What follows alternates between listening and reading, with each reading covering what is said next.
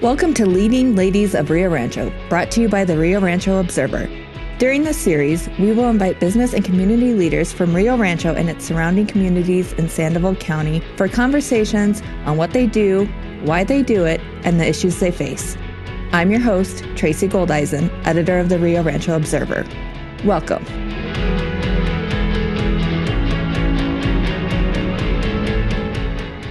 Everyone. Today we are with Twuana Raupp, co-founder of Loving Thunder Therapeutic Writing. And so can you welcome, thank you for coming in. And can you tell us a little bit about what Loving Thunder is and what it does and how it came to be? Sure. Thanks, Tracy, for having me. Loving Thunder is a therapeutic riding program. It's horsemanship classes for individuals with disabilities. It could be anywhere from the age of 4 and up. My oldest is 80 now. Oh, wow. It serves children and adults with disabilities, mental, physical, veterans with PTSD.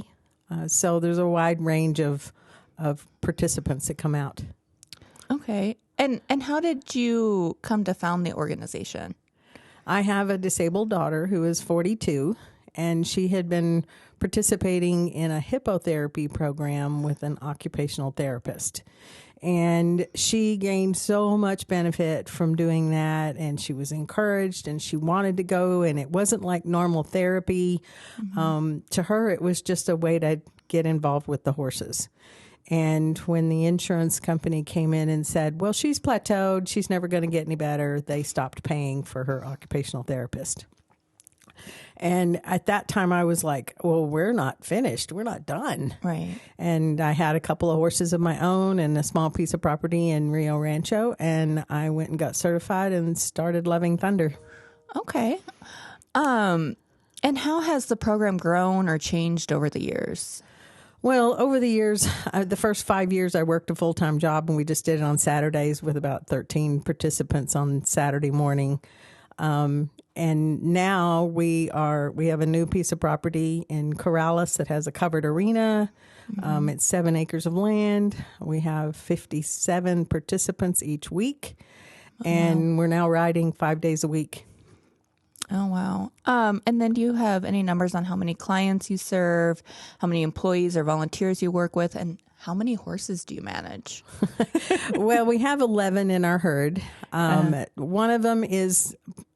she's a little gypsy vanner, and her name is Poetry, and she's our community ambassador, and so she's the one that we take out into the community and stuff. Right. But as far as riding horses, we have 10 that we use regularly in the program, and they range in size, they range in age. My oldest is 30 now. Oh, wow. And then I have an 8-year-old that we're beginning to use now as well. Most of my horses are all in their 20s though, so they've been there, done that. Yeah, they're not have gonna, a little more patience. Yeah, they're not going to do anything silly. Okay. So it's really been a benefit to have that many horses, but I still try to manage their time so that they're not working more than a couple of hours a day. Right. So.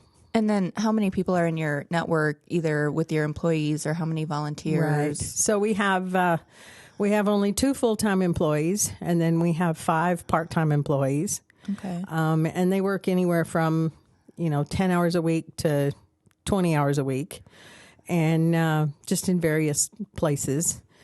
I have 4 instructors, only 2 of them that are really solidly booked. I'm an instructor and my husband's an instructor, but we're kind of the backups. Okay. And then as far as volunteers, we have about 100 on the books, but in reality that turns into about 25 or 30 that are regular volunteers. Okay. And then there might not be a typical session, but can you kind of walk us through what a session involves? Because I saw a recent presentation you did. It's not just riding, like the clients are helping care for the horses too, from what I saw. Correct, yes. So a typical lesson is going to include the participant coming in, getting their own equipment, the grooming bag, the saddles, that kind of stuff, and using, carrying that saddle as part of their, we'll call it, quote, therapy, because it's helping their muscles build and joint compressions and things like that. Then they're going to groom their horse, and there's like 4 steps to that, including going down and cleaning their feet. Okay. We have volunteers that help with that, depending on the person's needs. It could be a lot of help. It could be very little help. Depends on the person that's riding. And then they'll saddle up their horse. They'll walk their horse into the arena. We'll have about 30 minutes of ride time, doing specific patterns or specific challenges to the rider, where they're going to be working on all of their core strength and their balance and their eye-hand coordination and listening and all kinds of things like that. And then they come out of the arena and they take everything off and put it back in where it belongs. So it's a full rounded, I think it's better to have that roundedness of lessons rather than just get on the horse and ride, which that's what I found with hippotherapy sometimes was just get on and participate on the horse for 30 minutes for your therapy class, and you never got the chance to bond with the horse and to do what's necessary to take care of the horse. So you mentioned kind of some of the like physical benefits to it. What are the like mental and emotional benefits to the riding program? I think the mental part is one of the most best benefits. The horse has a way of reading your energy level and your anxiety levels because they're a prey animal. So they are born afraid of everything. Right. And they are very perceptive on picking up energies. And when they have an energy level that comes at them that's maybe aggressive or something that feels threatening to them, then they immediately respond to that by withdrawing. They don't necessarily attack, most of the time. So they'll retreat as opposed to charge. And that's not like we function. We function as a predator. Right. So many of the veterans that come in, they've been taught to be that prey animal because they have been physically taught to watch over their shoulder at every moment. Right. And so because of that similarity in the way they function, they work really well with the veterans. Children who have anxiety tend to get over that a lot because they're kind of pushed out of their comfort zone. They're put on a 1,000-pound animal and they're riding around the arena, and all of a sudden they have to kind of figure out how to be okay with being out of their comfort zone. Yeah. So it's a great mental health benefit. Even if it's on the ground, they don't necessarily have to ride. Just being in the presence of that 1,000-pound animal sometimes can be enough. Right. To push somebody out of their comfort zone. Okay. And how does somebody who wants to be in the program, how do they get in? Do they need like a doctor referral? No. It is private pay mostly. Okay. We do accept MeVia, which is a DD waiver funded program. So there is some funding that way. It's a matter of just calling us up and saying, hey, I have a child, I have an adult disabled person that I want to get involved. And then we talk about their abilities, what their challenges are, and I try to meet them firsthand so that I can kind of assess what kind of class they need to be in, and then I try to match them with similar participants so that everybody in the class can kind of be doing the same type of thing. You don't want someone in a wheelchair that's never going to do anything more than a walk in a class with someone who's trying to learn to lope. So understandable. So does there need to be some sort of like documented issue, or is it open to somebody who say is going through a grief process and just needs like a 6-week like help with the grief? Yeah, we do try to serve people like that as well. They don't have to have a set diagnosis. I'm not going to, judge them on what their diagnosis is or anything like that. If someone's just really struggling and they don't feel they can go to a regular barn and learn how to ride or participate around other participants, then they would qualify for the program. I don't want to turn into, our mission is not to serve able-bodied people who are learning how to go to the nationals and state-level competitions. Right. It's all beginner lessons, so we really try to kind of just keep it to that. But we do have some adult women who they're just not able to, for one reason or another, they don't want to go to a barn that's got a bunch of snotty teenagers that are, riding. So yeah, but it is on a very limited basis that we offer, quote, able-bodied riders. Okay. So you said, you mentioned that it's mostly private pay. So what happens if there's somebody who feels they're in need of this program, but they can't afford it? Is there like a scholarship or? I don't have consistent scholarship money. I write grants all the time trying to get scholarship money. And on occasion I do have some, but it's not like I have a big pool of it. Right. And unfortunately the horses have to be fed and the funding has to come in somehow. Yeah. And besides grant, is there any other funding you're getting from outside sources besides the riders themselves, or like just donations? Yeah. Just people donating and things like that. Yeah. Cause I know you've talked with Kevin before, and I think he mentioned something that you've gotten some donations from the county commission. Well, we have, but usually that is for, there's only been one time that was for, that was a foster child program that we did. Okay. So we did get that, and that's few and far between. Okay. Right now I'm waiting for funding to come in for a veteran and first responder retreat that was allocated through the legislature in 23. Okay. But it's taking a long time for it to get down the pike and get distributed properly with all the signatures. And, they don't make it easy to get state funding. Yeah, I can imagine. And then like I mentioned earlier, I was looking through the archives and I saw that Loving Thunder was named the Nonprofit of the Year in 2022 by the Rio Rancho Regional Chamber of Commerce. Yes. What did that designation mean to you and the organization? Well, we've tried for many years. We've been doing this for 16 years now. Oh, wow. And we've tried for many years to be well known in the community, although we still have people that say, hey, I didn't even know you were here.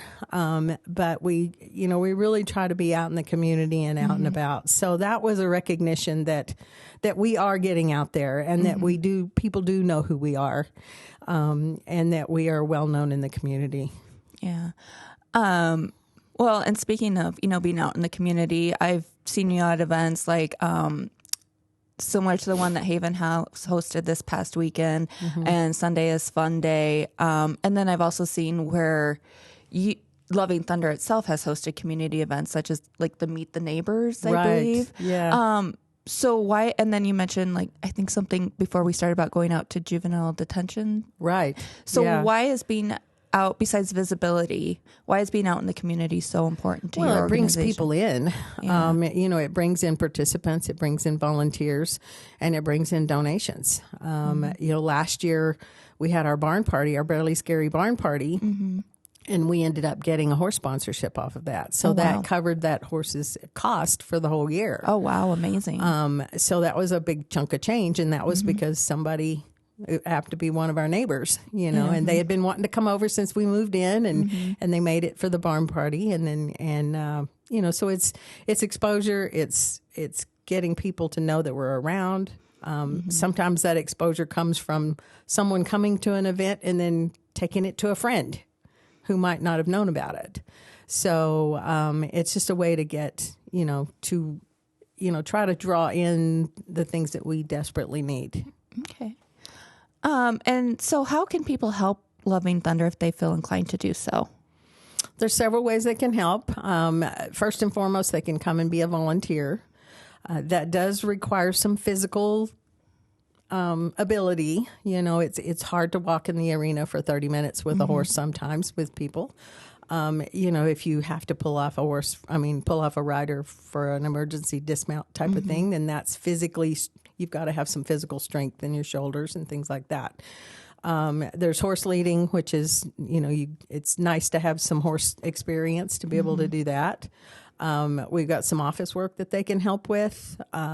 We've got, of course, stall cleaning, helping take care of the horses on a daily basis. What do they call that? Mucking out the stable? Yeah, it's mucking the stalls. And so it's that, again, is something that's physical. We do try to have a couple of people every time that one person comes out so that no one's doing it totally alone, because it can be a pretty big job. It can be a 2.5, 3 hour job with no trouble. Yeah, wow. So there's that physicalness that's needed. And then, of course, donations. Yeah. You know, we have, occasionally we have people call up and they're maybe breaking down some of their CDs or something like that, and they're looking for a place to give chunks of money. Right. That always helps. That's a matter of, just helping us maintain what we're doing. Yeah. We don't even charge enough money to our customers to cover all the cost. So there's always a gap in, it's not like a normal business where Right. you buy your product at $5 and you sell it for 10. That's Right. not the way this business works. Right. It's upside down, So, we're always looking for that extra funding and things like that. Okay. And then did I see in your recent presentation to the Women in Leadership group that you have some sort of tax store or something Yes. Yeah. that you're doing with items that have been donated? Right. Yeah. So when people are closing down their horse business or cleaning out their barn, or maybe they've got an old saddle that belonged to their dad or whatever, we have a used tack shop. So we take equipment that's been donated, we throw away what's bad, we clean up what's good, and then we have it for sale. And I typically, try to price it at about half of what a retail price would be if it's still in good shape. Okay. Lots of saddles, all the way from kid saddles to big adult saddles, English, Western, you name it. Horse blankets. Horse blankets seems to be the thing that always comes in and goes out the door about as quick as it comes in. So, but yeah, and that's open just not on a regular basis, but definitely just give us a call if you're looking for something. Okay. Maybe you don't want to spend a bunch of money trying a certain kind of equipment. Right. And you just want to give it a try before you invest a chunk. Right. So. Okay. And so you're in Corrales, correct? Correct. What's that address if people want to find you? Sure. And then where can they find you online and socials? Yeah, the address is 1 Calle Caballo. And Calle Caballo is not a street. That actually is the street that runs through our property. But it's an official address. It's just off of it's in the very north end of Corrales. We're off of Paseo Cesar Chavez, which is the very last street of Corrales going into Rio Rancho. Okay. And then our website is lovingthunder.com. And our phone number's on there as well, so I can be reached anytime from the number. It's a cell phone that's in my pocket all the time. Okay. So it's not difficult. All right. And then is there anything else that you want to talk about that we haven't touched on yet? Yeah, I'd like to really talk about a new peer-to-peer campaign that we're running for the month of May. We are a part of a national campaign. It's called Seen Through Horses, and it's a campaign to really elevate awareness of how horses can help heal, how they can help heal mentally, physically, etc. We are one of 81 charities across the nation that have been accepted into this campaign. It's not officially starting until May 1st. It'll go through the whole month of May, which happens to be Mental Health Month. Oh, okay. So that's an awareness program as well as a fundraising program for all of the charities that are involved. So we're hoping that we can find a few people that are, that maybe have a fairly large social media following or, an email list or something like that can help us get the word out. I don't think the general public really understand what a horse can do. They just look at it like, oh, it's just cowboy stuff. Well, it's not just cowboy stuff. It's really helping people heal mentally and physically.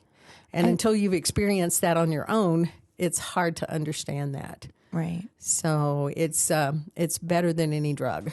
So if there is somebody in our viewership or listening, if they want and they have a large social media following, how do they get involved in that peer-to-peer program with you? Yeah, we'll have a link on our website that will go directly to that fundraising peer-to-peer page. Okay. And if you're unfamiliar with peer-to-peer, it's kind of like you're putting your profile out there and then you send it to your friends and then they send it to their friends and they send it to their friends. And so even a donation as small as $10 can really elevate what's going on, and larger ones too. You know, the entire campaign started with only a goal of $50,000 for nationwide.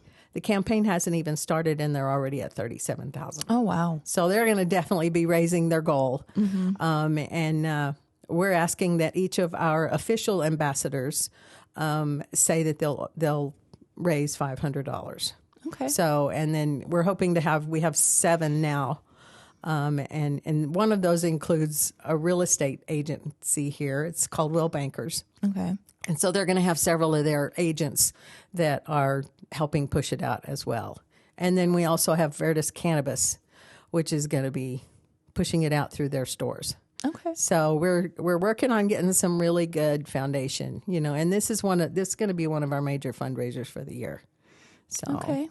Yeah. All right. And then we also have our summer camps that are coming up. So we have summer camp that is all inclusive for children ages 7 to 15. Okay. It can be someone with a disability or without a disability. It's Monday through Thursday for 5 hours a day. And they get to ride twice a day. And then on Thursday, there's going to be a little horse show, and they get to show everybody what they've done for the week. Fun. So crafts, how to, everything they need to know about horses as far as food needs, how to care for them, cleaning stalls, all of the work. So that might be something good for my son who wants to be a vet someday. Yeah, definitely. Definitely. Exactly. Yeah. And that's going to go all the way through June and July during the summer months. And is information on that also on your website as well? Yes. Yeah. In fact, we launched the registration last week, and we've already sold out of week 1. Oh, wow. Amazing. Because we're not going to do a bunch of kids. We're only doing 4 each week. Oh, wow. So it is very limited. Okay. But we want to make sure everybody has as much help as they need. Okay. So, yeah. All right. Is there anything else? Just keep watching what we're doing. I mean, we've got, we're doing Children of the Guardians event on Saturday, the 27th, I think this week. 25th. And then Viva Corrales is on the 26th. Right. So that'll be 4 events that we've done just in the month of April. Oh, wow. So we're busy. Yeah, sounds like it. Yeah. Right. So. Well, thank you again so much for coming in and talking with us and being part of this podcast series. We appreciate your time, and hopefully, people who need this therapy will find you and come to you. And it sounds like an amazing program. I think it is, but I'm partial. Thank you for having us, Tracy. Yeah. All right. And thank you all for joining us. Have a great day. Thank you for joining us for Leading Ladies of Rio Rancho from the Rio Rancho Observer. We hope you join us for future episodes, and if you or someone you know would like to be a guest, let us know by emailing editor@rrobserver.com. Again, I'm Tracy Goldeisen, editor of the Rio Rancho Observer. We appreciate you watching and listening. Have a great day.